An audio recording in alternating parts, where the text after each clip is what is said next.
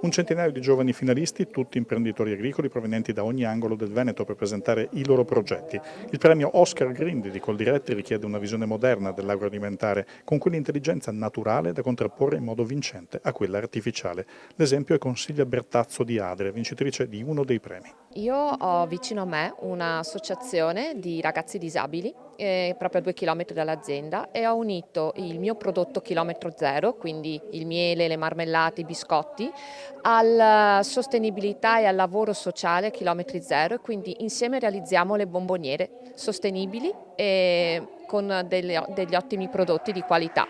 Innovazione continua che parte anche dal luogo che ospita l'evento, uno hub di Montebelluna che il suo creatore sviluppa di continuo. Quindi partiti con un'idea che però si moltiplica di volta in volta col lavoro. Partiamo con la nostra idea, abbiamo all'interno uno startup studio, si chiama proprio così, per poter generare nuove idee e condividere, perché oggi fare una nuova impresa vuol dire anche combinare tante competenze diverse, digitale, marketing, finanziario, saper fare, idea.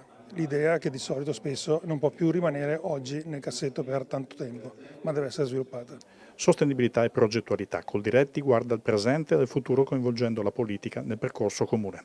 Negli interventi di nominati e premiati si sente parlare di gioventù ma anche di ripartenza al tempo stesso. L'agricoltura offre queste opportunità. Assolutamente sì, l'importante è però che ci sia l'accompagnamento dovuto. Oggi per un giovane è difficile avere accesso al terreno e accesso al credito. Questi sono due importanti limiti che dobbiamo assolutamente superare perché dobbiamo consentire a chi ha un'idea di metterla a disposizione. L'accesso al credito in particolare è una delle esigenze che abbiamo manifestato anche politicamente a chi si è candidato alla Regione e che oggi è chiamato a governarla, perché su questi percorsi possiamo sicuramente fare di più. Qualche idea politica per un cambio di marcia o una strada diciamo già intrapresa che va continuata?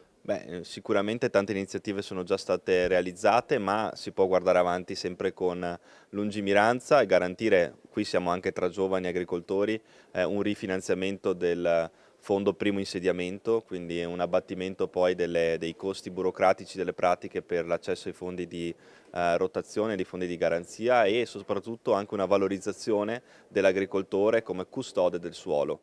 Inevitabile chiedere al neogovernatore a che punto sia nella costruzione della sua giunta, la prima del post Luca Zaia. È una composizione della giunta che passerà innanzitutto per, per il vaglio della qualità delle figure, devono essere sicuramente figure di profilo, persone che conoscono il tema di riferimento, possibilmente che abbiano fatto anche il sindaco.